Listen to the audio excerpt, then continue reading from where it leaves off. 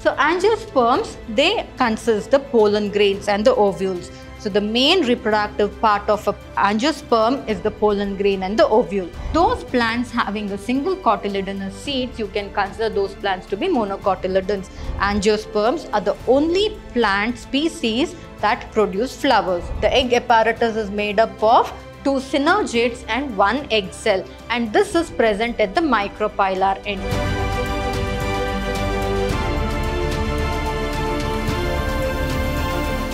Hello everyone, a warm welcome to another session on chapter 3, that is Plant Kingdom.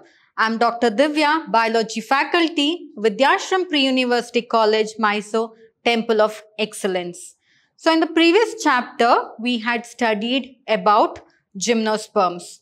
So in gymnosperms, we studied what are the main characteristics or the general characteristics of gymnosperm, and we came to know that gymnosperms, they produce cones or strobili, and among the cones and strobili we have the female strobili and the male strobili, or the female gametophyte and the male gametophyte.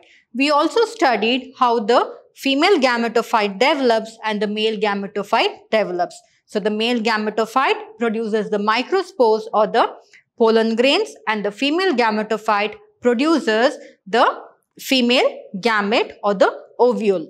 And we also studied how the fertilization occurs, wherein after fertilization, the zygote develops into an embryo, and the embryo matures into an ovule, and the ovule matures into a seed, and the seeds, they are naked, that is, they are not covered by any seed covering, and hence they are called as the naked seeds. That is, the gymnosperms are also called as the naked seeds.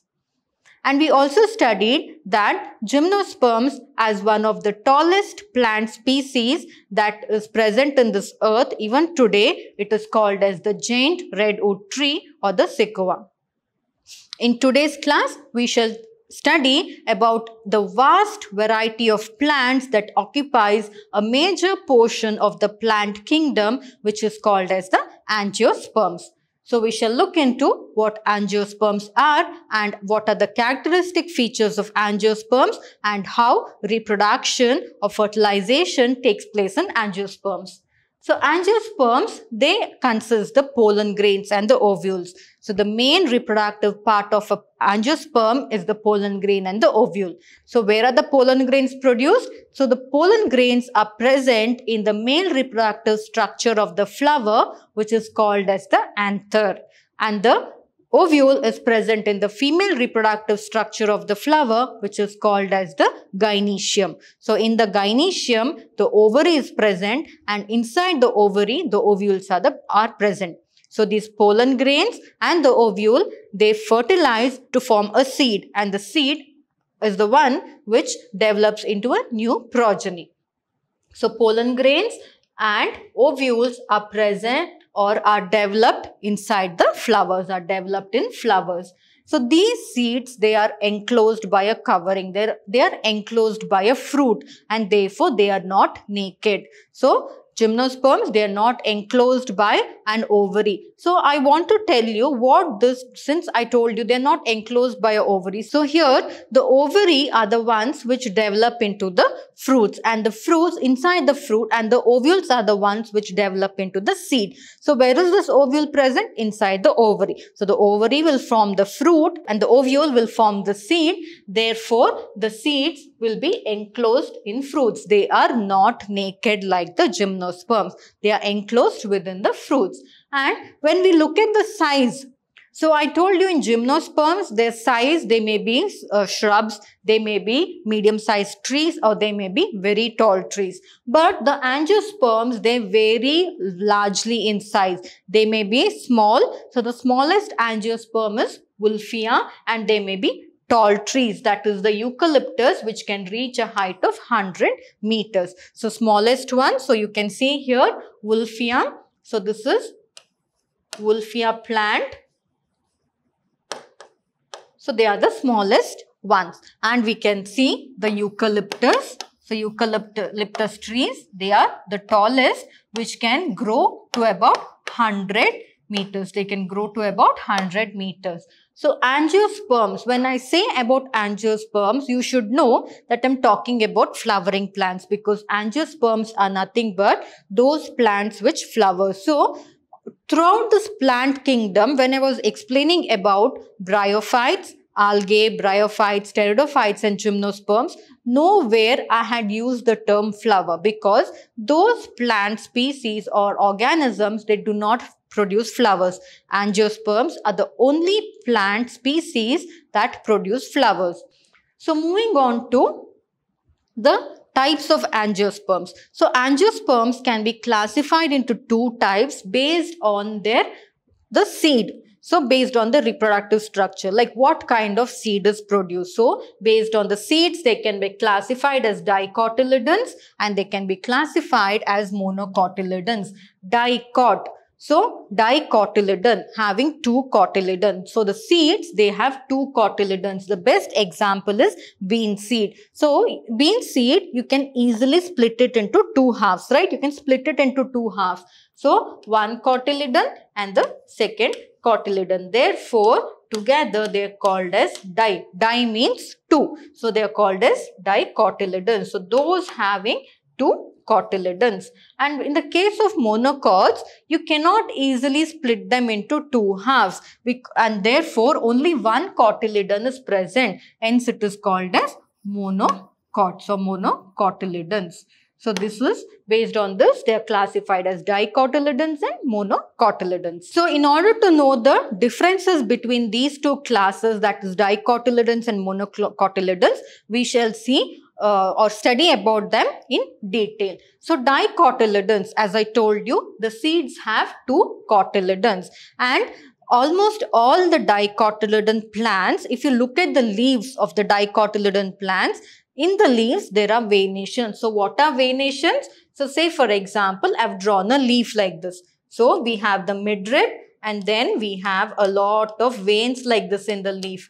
So just after you see this session, just from your garden, take a plant, a leaf, pick out a leaf and then hold it to the sun. You can see veins running in the leaf. So that is nothing but the venation. So you can see veins like this running in the leaves. So by looking at the leaf itself, you can identify whether it is a monocot or a dicot. Why? Because if it is a dicot, then they'll have reticulate venation. So this is reticulate venations. Like a network, they'll have reticulate venations. So reticulate venations. So here you can see they are reticulate. They form a network like. So you have the midribs, and in the midribs, the veins form a network. So it is reticulate venations. So if you see venations like this, that is reticulate venation, you can say that the plant is dicot. It is not necessary that you have to see the seed itself. By looking at the venation in the leaf, we can say it is dicot. So those plants in which the leaves have reticulate venation, then we can say the angiosperm plant is a dicotyledon. And also by looking at the flower, we can say whether they are monocotyledons or dicotyledons. So in the case of dicots, the flowers are tetramerous. If it is tetramerous or having pentamerous flower, we can say it is a dicot. So what is this tetramerous and pentamerous? You should always know that the flower is made up of 4 whorls. I'll make it easy for you by drawing circles, and these circles can be considered as a whorl. So if it is a flower, 1 whorl, the second whorl, the third whorl and the fourth whorl. And if one more whorl if I draw, it is pentamerous. So if 4 whorls are present, it is tetramerous. And if 5 whorls are present, 1, 2, 3, 4 and 5. So this is whorl 1, 2, 3, 4. It is tetramerous. So we have whorl 1, 2, 3, 4 and 5. It is pentamerous. So what are these whorls? So usually a flower, the outer whorl is made up of sepals, which is green in color. The inner whorl is made up of the colorful petals.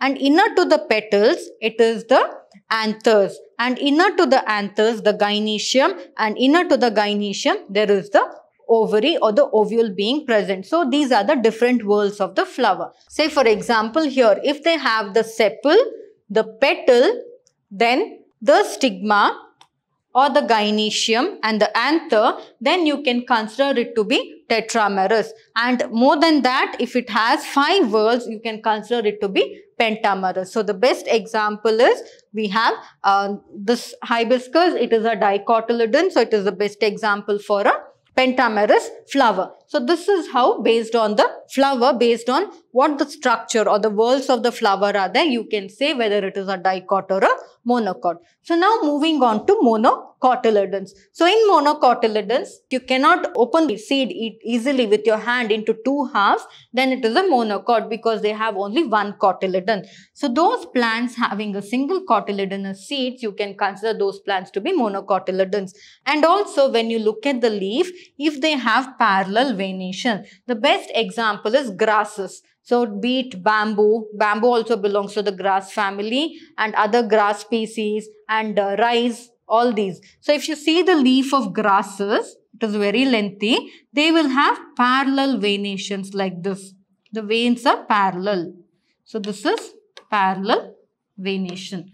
So as soon as you see the leaf itself having parallel venation, you can say this plant is a monocot. It is easy to identify.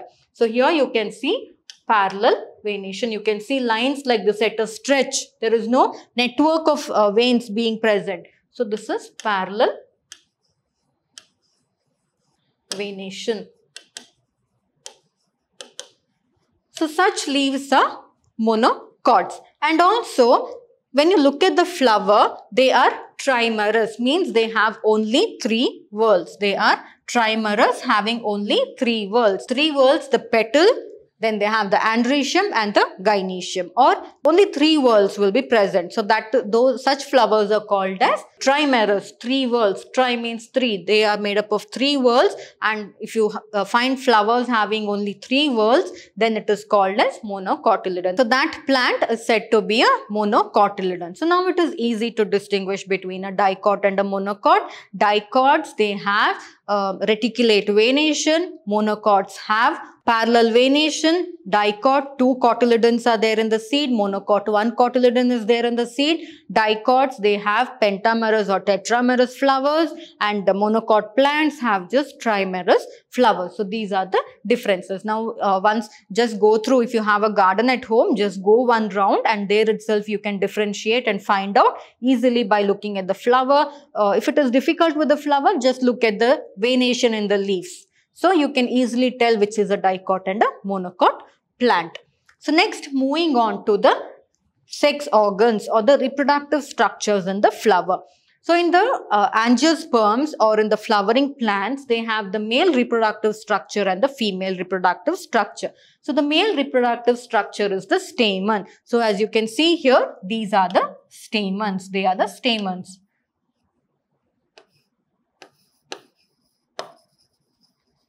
So stamens, I'll just draw here. So here the stamens will be present like this.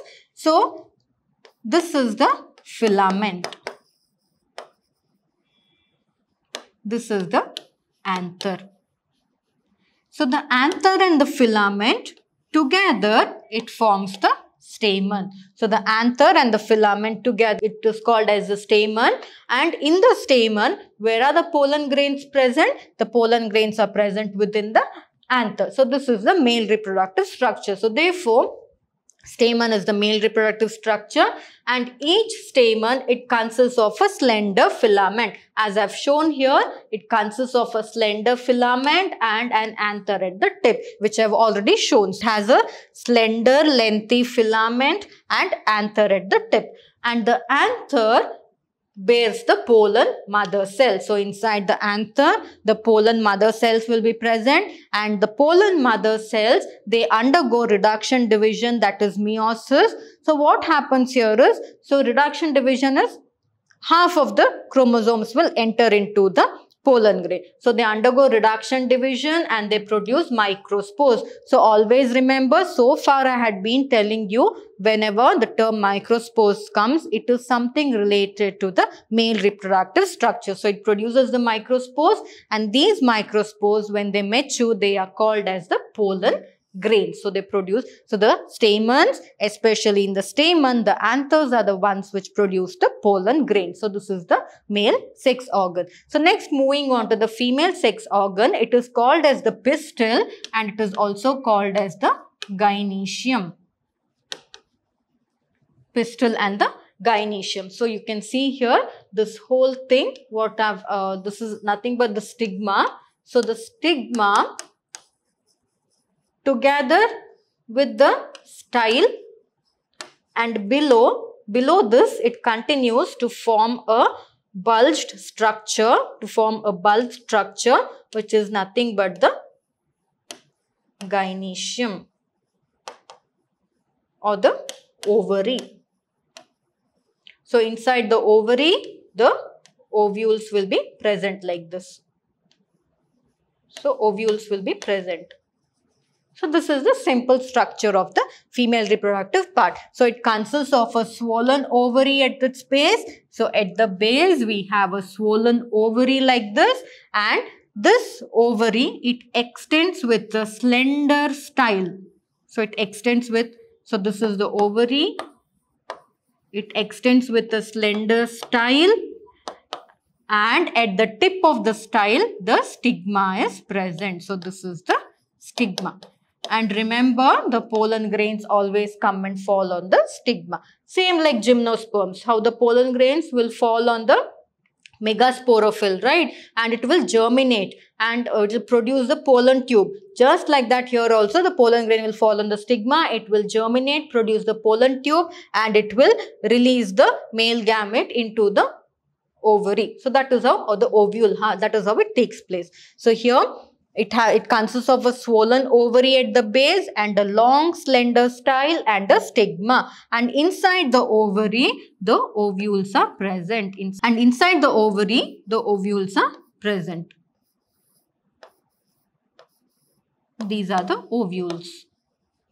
Ovules are present. So each ovule, it consists of a megaspore mother cell. And these megaspore mother cell, inside the ovule, the megaspore mother cell, remember there was the microspore mother cell. Anther, inside the anther, microspore mother cell is there. Those microspore mother cell undergo meiosis to produce the pollen grains or the microspores. Later, the microspores mature into the pollen grains in the case of male reproductive structure. In the case of female reproductive structure, the ovule has a megaspore mother cell. The megaspore mother cell undergoes meiosis to form 4 haploid megaspores. Out of the 4, it is just the same like the gymnosperms. Out of the 4 haploid megaspores, the 3 will degenerate. It is of no use, and the 3 of them degenerate and 1 divide to form the embryo sac, and the 1 divides to form the embryo sac. So this is the female sex organ. Now the pollen grains are ready and the ovule is ready. So we'll see how the fertilization will occur and what happens. So before fertilization has to occur, the pollen grain should be carried from the anther to the stigma, right? How is it possible? It is by a process called as pollination. So before that, we shall see about embryo sac. So I told you, in the haploid megaspores, that is 4 megaspores will be produced. 4 haploid megaspores will be produced. So 3 of them will get degenerated. It is of no use. So only 1 will develop into the embryo sac. So first, before the pollen grains come and fall on the stigma, the embryo sac should be developed. So we shall see about the development of the embryo sac. So when you look at the embryo sac, so where is this embryo sac present? Inside the ovule. So when you take a transverse section of the embryo sac and look at, it is actually made up of 3 groups of cells. So in that, so 3 cells, out of which 1 is the egg apparatus and or the egg cell, and the other 2 are the synergids. So it forms the egg apparatus. So this whole thing is the egg apparatus, out of which these 2 forms the synergid. So this and this will form the synergid, and one will form the egg cell, and one will form the egg cell. Therefore, in the egg apparatus, so what happens inside the embryo sac? So where is the embryo sac present? Embryo sac is present inside the ovule. Where is the ovule present? It is present inside the ovary. And what is the ovary? It is nothing but the gynecium, the female reproductive part. So inside the ovule, the embryo sac is formed. So what this embryo sac, inside the embryo sac, at one end of the embryo sac, the 3 egg apparatus is present. So what is this egg apparatus made up of? The egg apparatus is made up of 2 synergids and 1 egg cell, and this is present at the micropylar end. So what is the micropylar end? It is a small opening through which the pollen tube enters.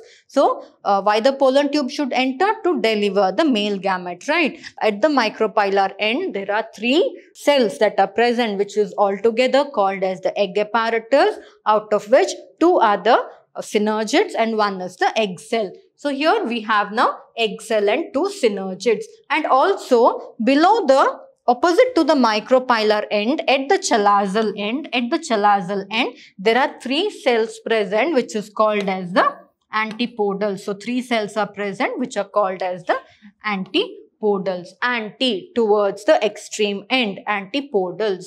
So egg cell and synergids are there in the micropylar end, and 3 antipodal cells are there in the chalazal end, and apart from that, in between there is a central cell. So this is a central cell.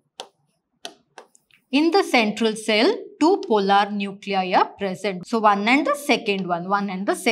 So 2 polar nuclei are present, and these polar nuclei, they are haploid, means they are n in number, they are haploid, and they fuse together to form a diploid polar nuclei. So these together, they fuse together. So one polar nuclei will fuse with another polar nuclei to form a diploid polar nuclei.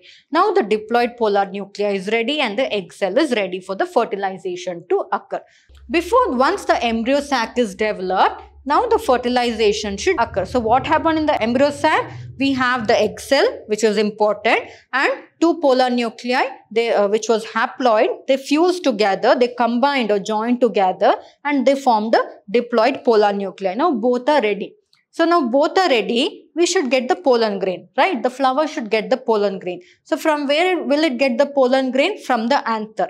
So from the anther, the pollen grains will be carried to the stigma of the flower by a process called as pollination. So if fertilization has to occur, pollination is very, very important. So the pollen grains, after they are dispersed from the anthers, so where are the pollen grains present? Inside the anther. So what happens when the microspores, they mature and produce the pollen grains? No, the anthers will split open. So when the anthers split open, the pollen grains will come out. So they will come out, and when they come out, they are carried by the wind or by insects, and they are deposited on the stigma of the female reproductive part, that is the gynecium or the pistil. They will fall on the pistil. So from the anther, now the pollen grains are there, pollen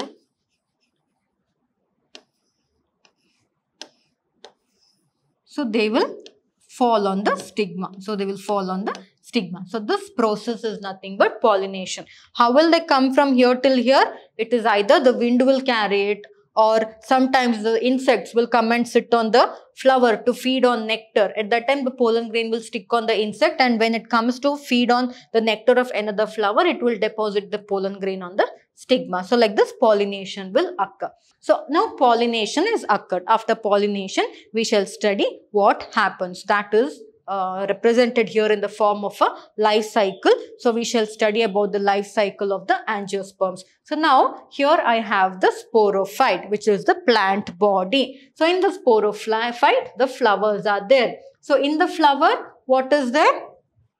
The female reproductive part, it has the stigma, right? It has the gynecium or the pistil. So the gynecium is made up of stigma, then it consists of the style and the ovaries present. Now we need the gynoecium and we need the andrecium. Andrecium is the male reproductive part. So what is the andrecium made up of? Stamen. What is the stamen made up of? Anther and filament. So the stamen consists of the anther and the filament. Now both are ready for the reproduction phase to start. Both are ready. So now what happens? We will see. So once they are ready, this female reproductive part, first before that the anther should develop, or inside the anther pollen grain should be produced. How will the pollen grains be produced? So inside the anther there is the microsporangium being present. So the microsporangium.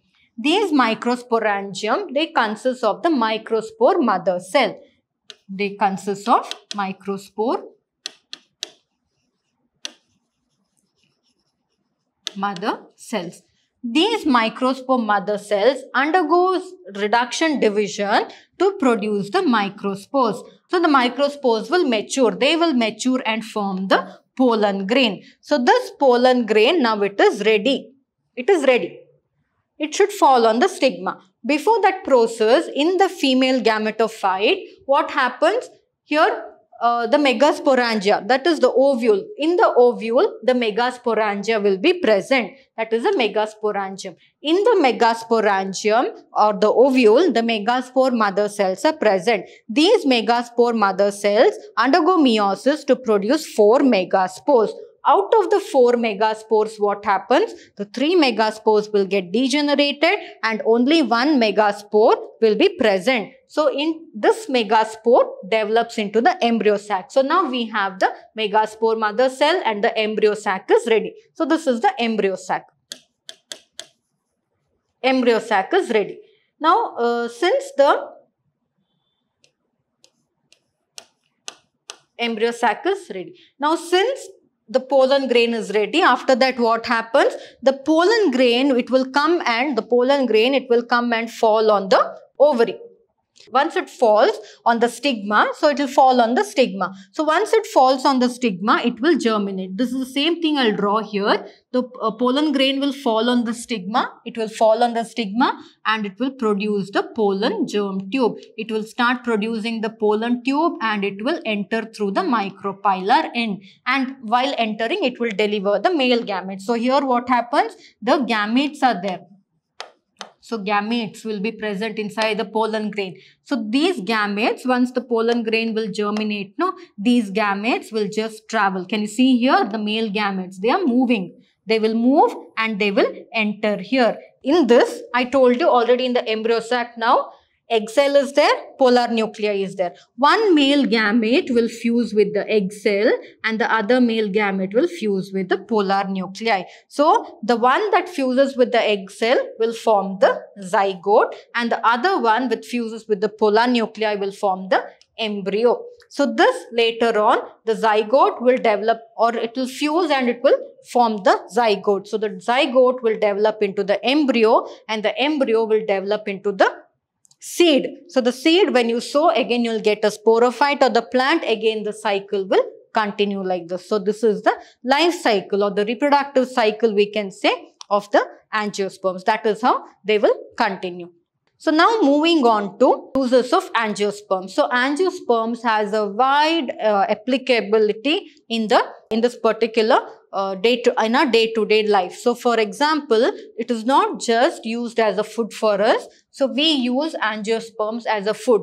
All the angiosperms, the rice, the maize, the millets, then whatever you eat in a daily, whatever you eat, everything comes from angiosperms. So they are the major food source for human beings, and not just that, angiosperms are used by animals also as a food and fodder. That is, they are used by animals as a fodder. So the herbivorous animals, they feed on the angiosperms.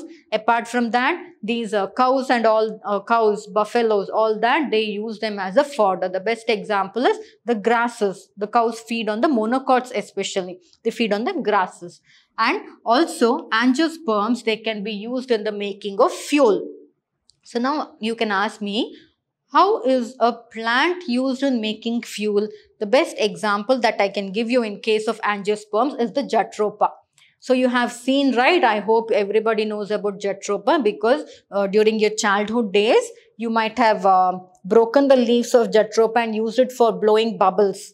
So that is nothing but Jatropha. So that Jatropha is nowadays used as a biofuel. It is used as a fuel. So biofuel, and not just that, these plants, you know that plants over the years, that is over millions or thousands of years, they decompose and they get converted into fuel. That is also there. So therefore, they are used as fuel, and plants are good source of medicine. So whatever Ayurvedic medicines that you get with the physicians, all that are nothing but derivatives of plants, and based on those the chemical compounds that are present in plants, based on that only allopathy medicine is created. So Ayurveda is natural form, allopathy is the synthetic form of it. That's only the difference there. And also apart from that, plants are used in majority of the commercial purposes. Say for example, flowers are used for decoration, and flowers are used for performing during pujas and all that, they are used. And also flowers are used to prepare various scents. Then honey, from where do you get honey? That is of course by the honeybees. Honeybees play a major role in that, wherein they collect the nectar of flowers. You get honey. So like that, for various other commercially important products, flowers are used. Not just that, nowadays we have the natural dyes and all that. So they extract those dyes from flowers. And also papers, recycled papers. They use chrysanthemum flower and all that to prepare recycled papers. So this is how flowers are used in a vast variety, or angiosperm plants are used in a vast variety to commercially. Not just that, even angiosperm plants, the best example is the leguminous plants or the bean plants. They are used as a good source of fertilizer. Why? Because they help in nitrogen fixation. So one time you grow leguminous plants and the other time you grow some other crop, the soil will be rich in nitrogen. So therefore it will further develop the growth of the other plant or other crop that you're growing in the field. So that is how it can be used as a substitute for fertilizer, nitrogen fertilizer as well. That is the leguminous plants, which also comes under the angiosperms. Nitrogen, they help in fixing nitrogen. Therefore, these leguminous plants also, they can be used as a substitute for the nitrogen chemical. So instead of that, we can grow the leguminous plants as a source of nitrogen. So that is the different uses of the angiosperm family. So I hope you have understood the session well, wherein we had discussed about the general characters of the angiosperm, and we also discussed about the male reproductive structure, that is the stamens, the female reproductive structure, that is the pistil or the gynoecium, and how the fertilization occurs, and how the life cycle of the angiosperm, all that we have discussed. So in the next coming session, we shall study about the different types of life cycle. So in angiosperms, there are 3 types of life cycle, that is haplontic, diplontic and haplodiplontic. So about these 3 we shall study in detail in the coming session. So I hope you have understood this session well. We will meet in the next session. Thank you.